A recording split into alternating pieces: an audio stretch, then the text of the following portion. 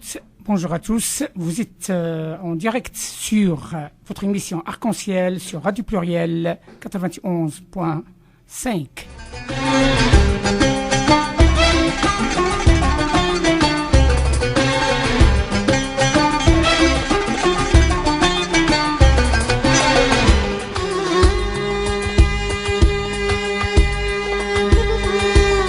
Radio Pluriel, Radio de la Diversité, Arc-en-Ciel, l'émission 100% marocaine, une émission au cœur de l'événement au Maroc. Comme ça a été dit la semaine dernière, nous sommes aujourd'hui sur un dossier qui tient à cœur un grand nombre de Marocains et aussi de nos concitoyens de la région Rhône-Alpes et des institutions françaises de la région Rhône-Alpes. La signature de la première convention de collaboration de partenariat entre les villes nouvelles françaises et les villes nouvelles marocaines. Et maintenant, on passe à notre chroniqueur, M. Abdelaziz Dhassi, qui a préparé une chronique spéciale sur cette convention de partenariat entre les villes nouvelles françaises et les villes nouvelles marocaines. Bonjour Aziz. Bonjour Abdeltaïf, merci beaucoup.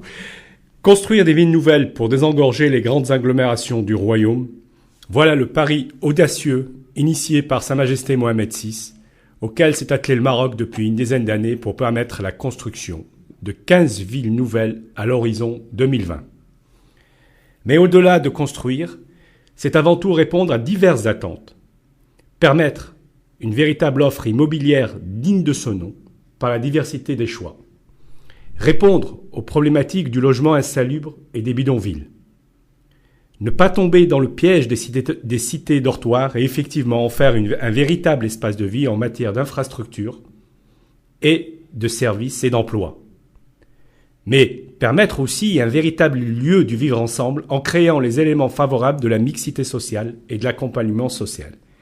Et enfin, en faire des espaces de vie qui puissent s'inscrire dans un véritable développement durable. 4 villes nouvelles sont déjà sorties de terre, dont Tamsna dans la région de Rabat, Sharafat dans la région de Tanja, El Khaïta dans la région de Casablanca et enfin Tamansort dans la région de Marrakech. Le Maroc, qui a compris les enjeux de ce pari, est allé chercher les expériences d'autres pays pour éviter les erreurs commises ailleurs.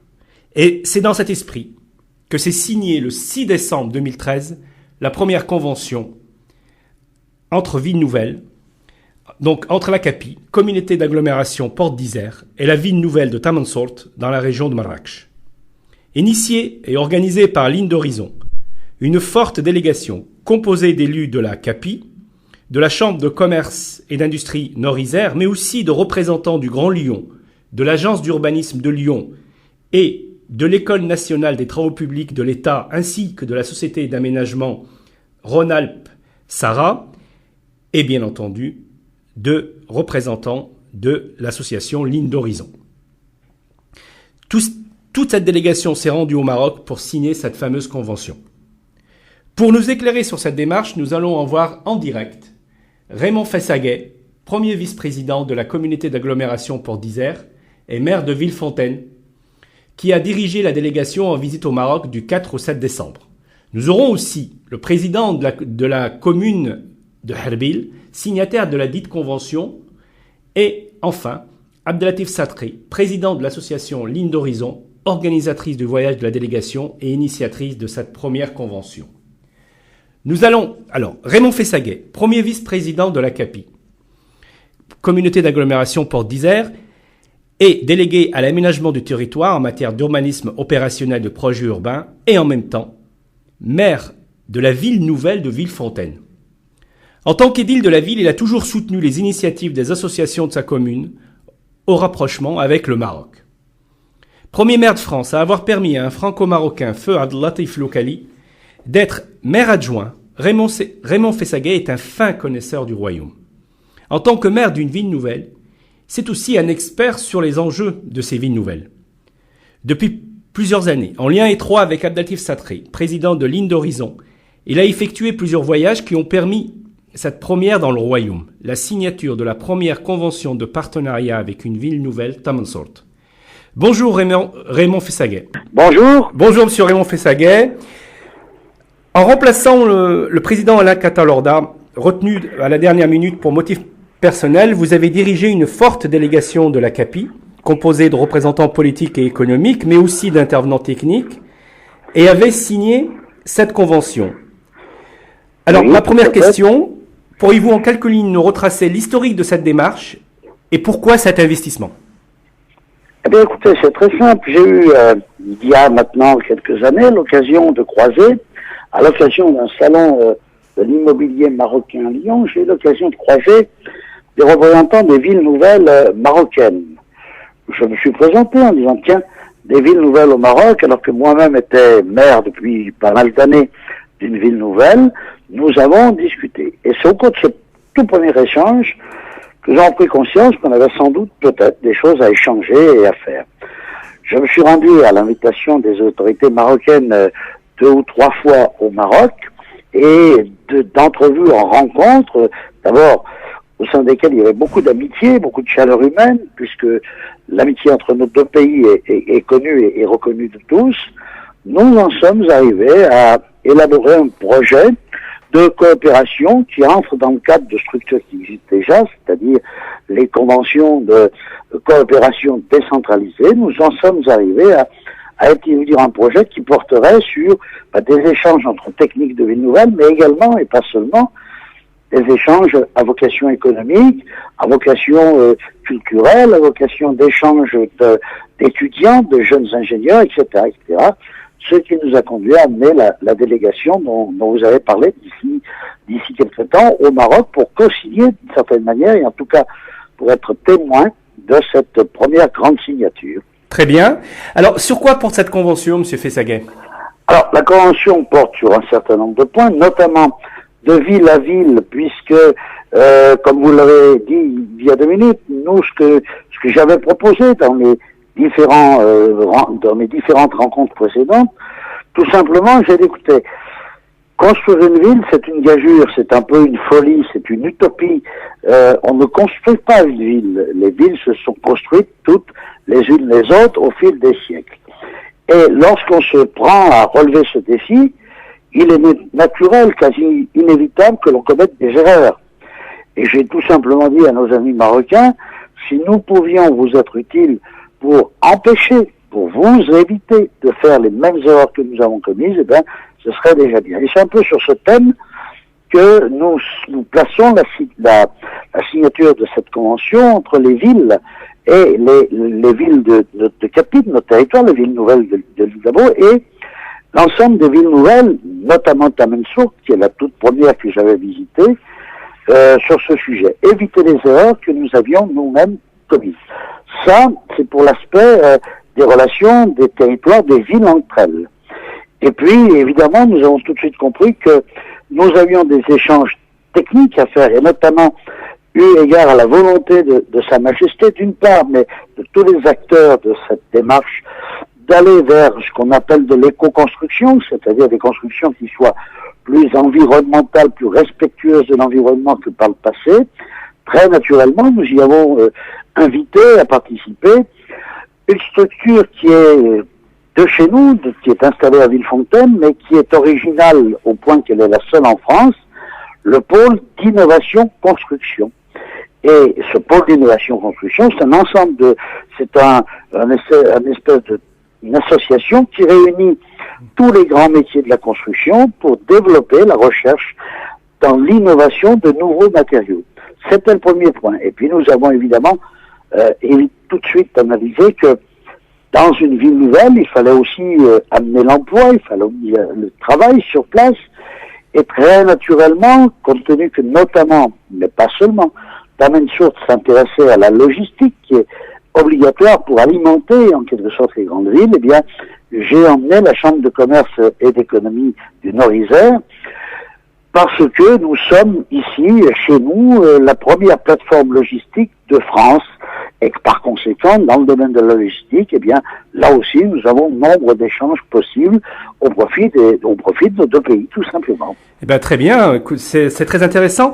Alors, Raymond Fessaguet, vous avez rencontré nombre de décideurs marocains.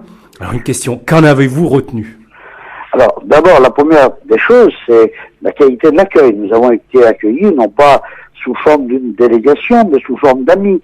Et je crois que ça a été ce qui est le plus marquant. La chaleur de l'accueil, l'amitié de l'accueil était sans doute le premier élément qui ne nous a pas surpris. On connaît toutes les qualités d'accueil des Marocains, mais qui vraiment nous a fait énormément plaisir. Et puis deuxièmement, nous avons tous pu mesurer, j'entends par là tous les membres de la délégation qui m'accompagnaient, nous avons tous pu mesurer l'attente qui était celle des autorités marocaines par rapport à ces échanges d'expériences, ces échanges de technologies, ces renforcements des attractivités logistiques et économiques en général, et avec le représentant de notre grande école nationale des travaux publics d'État, eh bien, l'intérêt qu'il y avait, notamment avec l'université marocaine, de développer des échanges d'ingénieurs, c'est-à-dire qui pourront échanger et sur leur cursus, mais également sur les technologies en matière toujours les mêmes d'environnement et de construction et de matériaux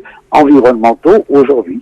Donc vraiment, on a couvert à peu près toute la gamme de ce qui pourrait intéresser le Maroc et des thèmes sur lesquels ou dans lesquels nous avons acquis sur notre territoire une certaine compétence.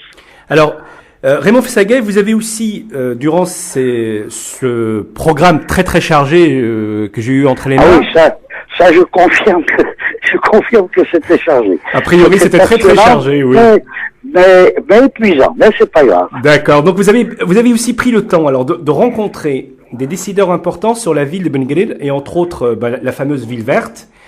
Et vous avez rencontré le gouverneur d'Al-Hamna, Farid Chouraq. Pourriez-vous nous résumer à la fois les enjeux mais aussi les perspectives de coopération que vous en avez retenues?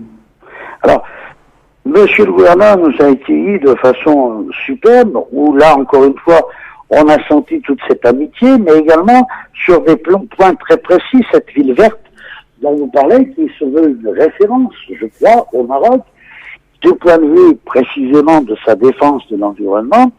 Eh bien, nous étions sur les thèmes qui, encore une fois, je me répète, mais dont je disais à l'instant que nous sommes les plus proches. Donc, effectivement, une coopération autour de ces thèmes-là, comment construire de façon plus respectueuse de l'environnement, comment arriver à utiliser cette magnifique énergie dont vous disposez au Maroc, bien plus que nous, c'est le soleil, c'est le solaire, comment faire en sorte pour que cette énergie-là soit mise au profit de nos concitoyens, plus qu'elle ne l'est encore aujourd'hui. Ça, c'était le thème général. Donc, de ce point de vue, les échanges avec le PIC, ce pôle innovation construction, les échanges avec la chambre de commerce, etc., ont pris toute la valeur. Et nous avons eu des demandes très précises, et c'est ces demandes auxquelles nous devons maintenant répondre, parce que elles sont, pour certaines, complètement dans le champ de nos compétences. Et puis, deuxièmement, vous savez que sur cette ville, se construit un immense campus universitaire qui va traiter, entre autres, de la construction, de l'aménagement, et pour le coup, là, les échanges avec notre École nationale des travaux publics d'État vont s'avérer très fructueux. Je crois que vraiment, ce jour-là, j'ai compris à quel point il pourrait être utile d'échanger nos techniques, d'échanger nos jeunes.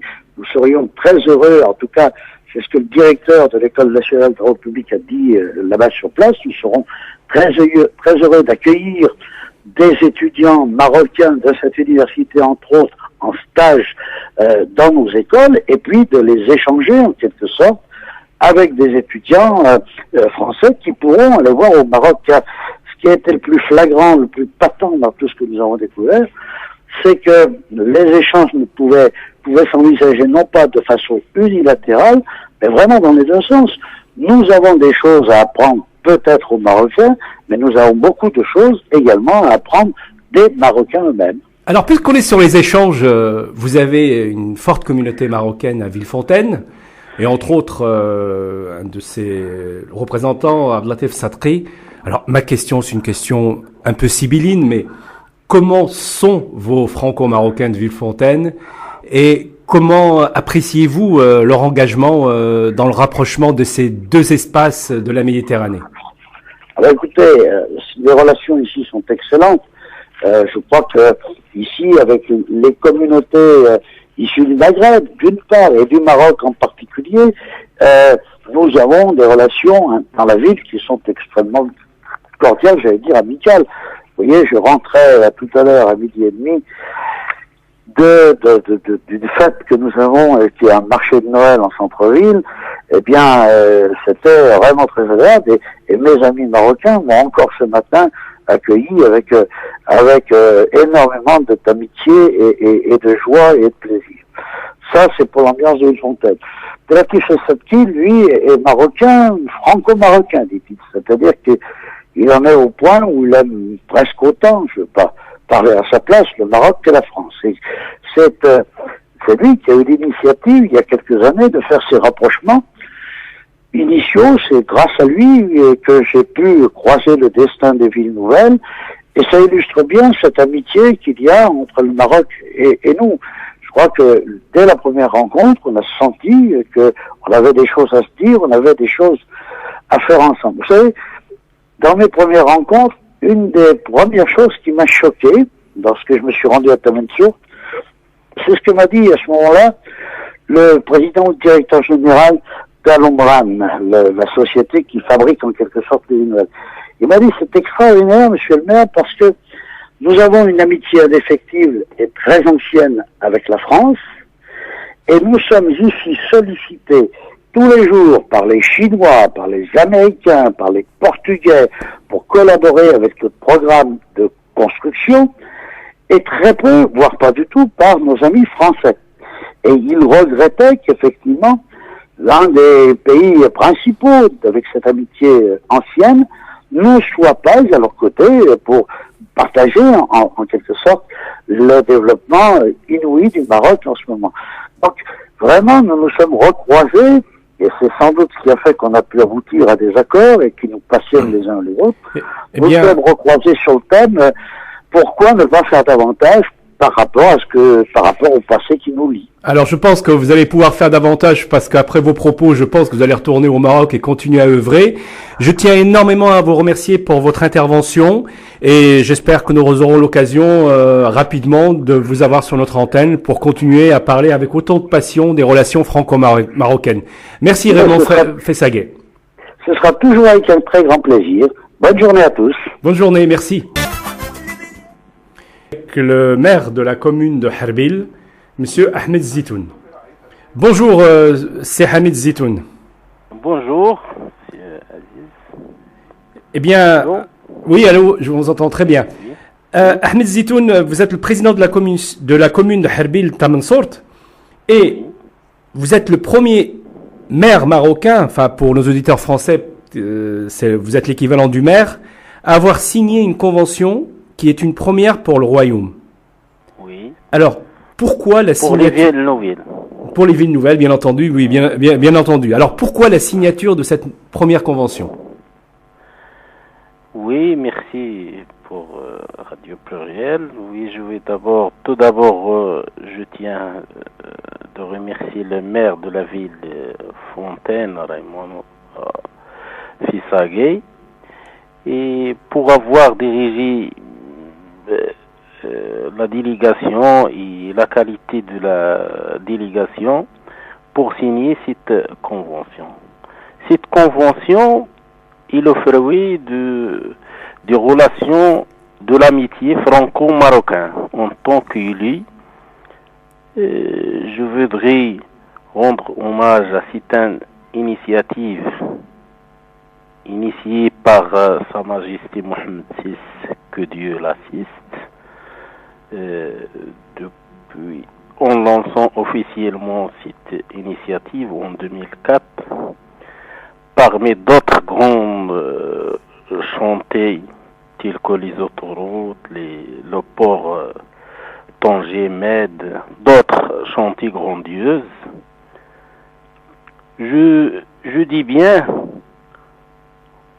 en donnant la création de la ville nouvelle Tamansour a permis une action coercitive contre l'habitat insalubre et les bidonvilles, mais aussi répond aux attentes de nos citoyens par l'évolution démographique de l'espace urbain.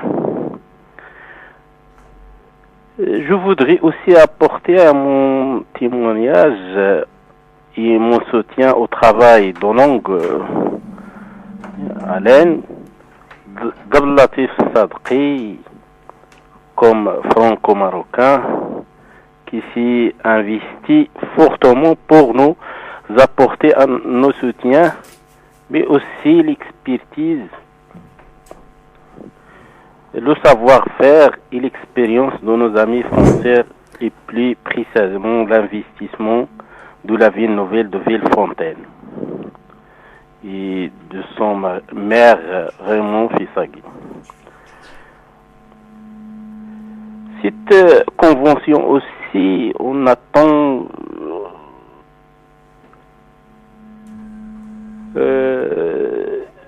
les échanges entre les deux expériences, et les deux expériences comme Villefontaine est une ville nouvelle, une ville nouvelle française depuis les années 60. Pour nous, pour prendre un peu de temps, pour gagner un peu de temps, de ne pas commettre les erreurs que Villefontaine a commis. Tout à fait, tout à fait. Donc en fait, vous ne voudriez pas refaire les mêmes erreurs. Oui. J'ai une deuxième question, Monsieur le Président. Quelles sont les attentes de Tamansourt par rapport à cette convention? Tamansourt est, comme son nom l'indique, une ville nouvelle. De ce fait, il y a beaucoup à faire, construire, c'est bien. Mais c'est avant un espace de vie. Tamansourt doit être un modèle en matière de ville nouvelle. On doit être, grâce à nos partenaires locaux, mais aussi à cette convention, le modèle de vivre ensemble par la mixité sociale. Notre attente est bien entendue dure l'expérience, comme j'ai dit, de nos amis français en matière de ville nouvelle. Et pour paraphraser notre ami Raymond Fissagui, gagner sur le temps sur qu'il ne faut pas faire. Qu'il ne faut pas faire. Bien entendu, bien entendu. Je crois que je vous avais eu au téléphone et vous m'avez expliqué longuement que votre envie, c'est surtout de faire un transfert de savoir-faire en matière de politique de la ville, de transport, de gestion de déchets et d'animation des espaces de vie. Merci beaucoup, Monsieur le Président. Merci. Au revoir. Abdelatif Sadqi, ce franco-marocain de 52 ans, chef d'entreprise, président de l'association Ligne d'Horizon, s'est toujours présenté comme un lien entre son pays d'origine et la France. Depuis plusieurs années, il pilote différentes actions, du salon de l'immobilier marocain à l'organisation de voyages de délégation. Dernière action en date, il a initié la première convention entre villes nouvelles qui a été signée le 6 décembre dernier à Tamansourt, fruit d'un labeur depuis 2008. Bonjour Abdelatif. Bonjour Aziz. Eh bien écoutez, première question, puisqu'on va rentrer directement dans le vif, notre temps étant très limité. Pourquoi tant d'énergie déployée et dans quel objectif?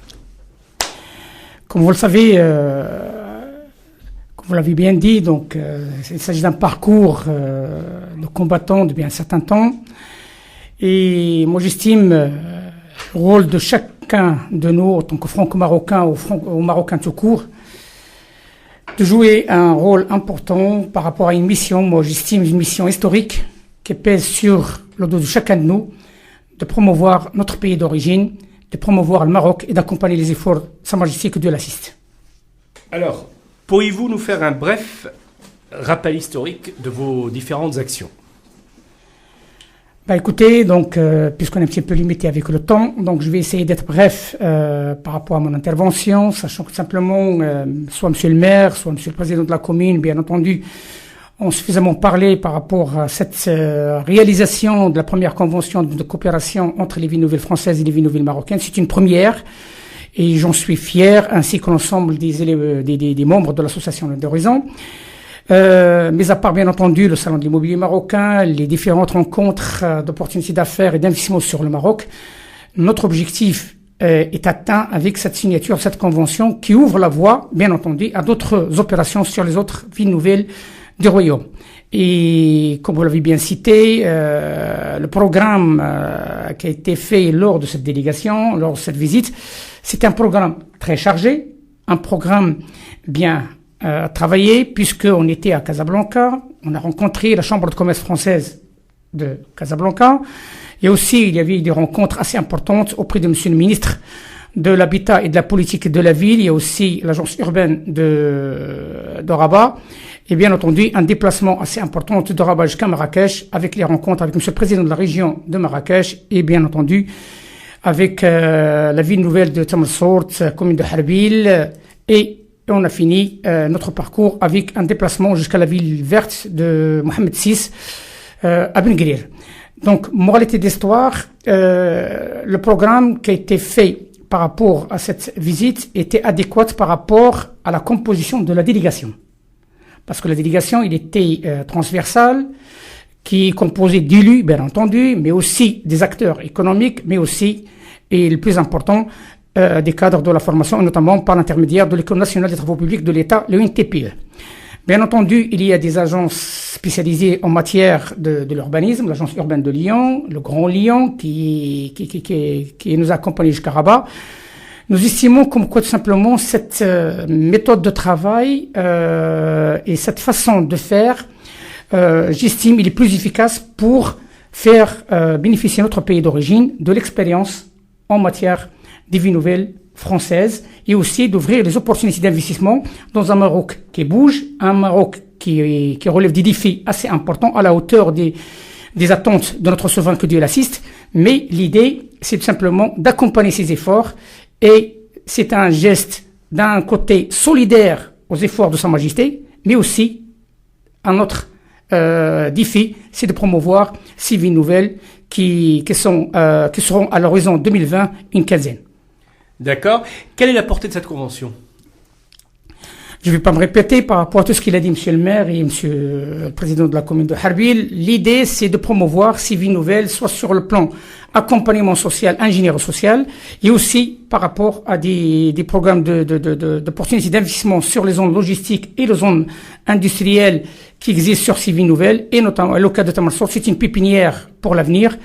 Et bien entendu, il y a la ville verte, qui n'a rien à voir avec la convention, mais qui est un projet à court terme qui va avoir lieu très prochainement. Et à ce sujet-là, si vous le permettez, Aziz, je souhaite tout simplement adresser mes sincères salutations à l'ensemble des personnes qui ont travaillé de près ou de loin à la réussite de cette convention et à la réussite de cet déplacement. Et là, bien entendu, j'insiste sur le fait de tout le soutien qu'on a eu par l'intermédiaire de monsieur le ministre de la politique de la ville et de l'habitat, monsieur l'ambassadeur du Royaume du Maroc ici en France, madame la consul générale du Royaume du Maroc à Lyon, bien entendu monsieur le wali de la région de Marrakech et le gouverneur de Marrakech, le gouverneur de Ben Guerir à Hamna, les présidents directeur général de l'Umran, bien entendu le directeur du centre régional d'investissement de Casablanca, c'est Hamid Belfdil, et bien entendu la ville de Tamersourt avec ses directeurs, avec le président de la commune et le président de la région Marrakech-Saint-Sif-El-Haouz, et j'en passe parce que toutes les autorités marocaines qui étaient mobilisées pour la réussite de cette première, et j'en suis fier, et l'association est fière aussi de cette réalisation. Alors, la convention, on ne va pas s'arrêter à la convention. Alors, quelles vont être les prochaines actions ? Je préfère laisser un petit peu la surprise, et la surprise a fait toujours quelque chose de... Faire une émission en direct, Yves Fournel, président de l'association du réseau français des villes éducatrices, et maire adjoint en charge de la petite enfance à la ville de Lyon. Bonjour. Depuis quelques décennies, les accords de coopération se négocient et se signent entre les acteurs locaux représentant des espaces de vie dans différents continents. La coopération décentralisée est avant tout un mode de coopération incluant les relations d'amitié, de jumelage, ou de partenariat noués entre les collectivités locales d'un pays et les collectivités, équivalentes ou non, d'autres pays. La coopération décentralisée devant se concrétiser par une convention entre deux autorités locales. De plus, il a été créé des associations internationales afin de mettre en place le réseau permettant à des collectivités de divers pays de se retrouver, d'échanger et de mutualiser leurs expériences et bonnes pratiques sur un domaine ou un ensemble de domaines précis. Un exemple concret est l'Association internationale des villes éducatrices, dite AIVE, dont le siège est à Barcelone. Initiée en 1990 par un groupe de villes, l'AIVE a vu officiellement le jour en 1994. Pour nous permettre d'avoir une vue des objectifs de cette association, nous allons recevoir Yves Fournel, maire adjoint en charge de l'éducation, de la petite enfance et de l'enfant dans la ville depuis 2001 et surtout président du réseau français des villes éducatrices. Yves Fournel œuvre en même temps pour permettre l'implication des villes marocaines dans ce réseau. Yves Fournel, merci beaucoup d'être en direct avec nous. Merci à vous. Eh bien écoutez, ma première question, qui est une question un peu basique, mais quelle est votre vision de la coopération décentralisée ? Écoutez, on sait que les relations d'État et d'État ont montré parfois leurs limites, même parfois aussi leurs dérives. Les coopérations directes, très concrètes, en relation avec les besoins des populations, entre collectivités locales, entre villes, se développent quand même depuis des années autour de quelques axes. Transférer des compétences d'organisation et de gestion de services publics de base, comme l'eau, l'assainissement, la collecte des déchets, leur recyclage, les plans d'urbanisme, mais aussi autour d'échanges culturels pour mieux se connaître et se comprendre. Et souvent, ces coopérations sont liées à la présence dans nos villes de communautés originaires de la ville partenaire ou de sa région. Alors, ma seconde question concerne, est-ce que vous pourriez un peu nous tracer les grandes lignes de votre vision de la coopération, vous, Yves Fournel, maire adjoint de la coopération décentralisée? Alors, on a un exemple de coopération directe entre Lyon, le Grand Lyon et Rabat, qui a une histoire autour du développement des transports en commun, du tramway, de la planification de l'urbanisme, du développement de la ville ou de la rénovation des quartiers anciens. Mais il manquait un volet éducatif, social, sur la petite enfance, sur le développement aussi des liens entre les citoyens et la ville. Et je me suis rendu à Rabat pour rencontrer plusieurs villes marocaines et la ville de Rabat. Et nous avons aussi reçu une délégation de cadres de Rabat pour échanger sur nos expériences, les aides à structurer avec les habitants, une offre socio-éducative pour les enfants. Et en 2013, la convention Lyon-Rabat est devenue tripartite, Lyon, Grand Lyon, Rabat, et a intégré ses volets sociaux et éducatifs. On veut aider notre ville partenaire à développer des crèches, des centres sociaux dans l'esprit de l'initiative nationale du développement humain qui est à l'ordre du jour aujourd'hui au Maroc. Mais au-delà de Rabat, j'avais rencontré 25 maires de villes marocaines qui étaient intéressés effectivement par l'esprit des villes éducatrices. Et c'est donc bien sûr dans l'espoir de voir les villes marocaines se prendre en charge dans un réseau marocain des villes éducatrices que j'essaye d'avancer. Alors, revenons aux villes éducatrices. Vous êtes président du réseau français. Est-ce que vous pourriez un peu nous parler de ce fameux, donc de l'Association internationale des villes éducatrices, et puis de ce travail en réseau et de l'intérêt pour ces villes d'y adhérer? Alors, rapidement, quelques éléments. Le réseau français des villes éducatrices regroupe plus de 140 villes ou agglomérations françaises, avec au total plus de 10 millions d'habitants de toutes les régions et de toutes les tailles. On essaye d'échanger sur nos expériences, sur nos actions, on essaye de les mutualiser, aussi de peser dans les politiques nationales, dans un contexte de décentralisation croissante. Autour d'une idée, la ville est en elle-même éducatrice, c'est un creuset de culture et d'initiative des habitants, et en particulier autour des enfants et des jeunes, qui est quand même la priorité des priorités pour l'avenir de nos villes. Il s'agit de mobiliser toutes les ressources humaines, matérielles, financières, autour de l'école, bien sûr, des crèches à la base, mais plus au-delà, sur tous les réseaux associatifs qui contribuent à l'éducation informelle. Au niveau international, l'Association internationale des villes éducatrices, c'est plus de 400 villes sur tous les continents, avec un congrès de rencontres tous les 2 ans où on expose nos expériences les plus abouties, mais aussi parfois nos échecs, pour en tirer des leçons. Il y a une exposition internationale qui circule pour faire connaître entre les villes ce qui se passe ailleurs, un site internet, des publications, c'est une ONG reconnue par l'ONU. Alors, puisqu'on est toujours sur cette affaire, à votre avis, quel est l'intérêt pour les villes marocaines d'être adhérentes dans ce réseau ? On est tous confrontés à la nécessité de conjuguer l'humain et l'urbain dans le développement de nos villes. Et les villes marocaines, qui sont en train de prendre toute leur place dans un contexte de décentralisation croissante, je crois pouvoir le dire après les échanges que j'ai eus avec nos amis marocains de plusieurs villes, elles vont avoir la responsabilité de politiques éducatives, sociales, petite enfance, culturelles, sportives, qui sont absolument indispensables au lien social dans nos villes. Et il y a une idée simple, on s'en tire mieux à plusieurs en réfléchissant ensemble qu'en restant isolés dans notre coin.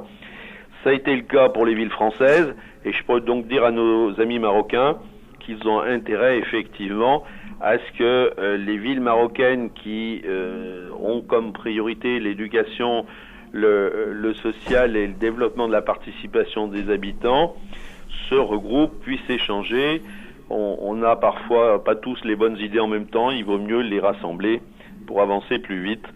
C'est un peu l'idée du réseau des villes éducatrices pour un peu simplifier les objectifs, mais c'est ça l'essentiel.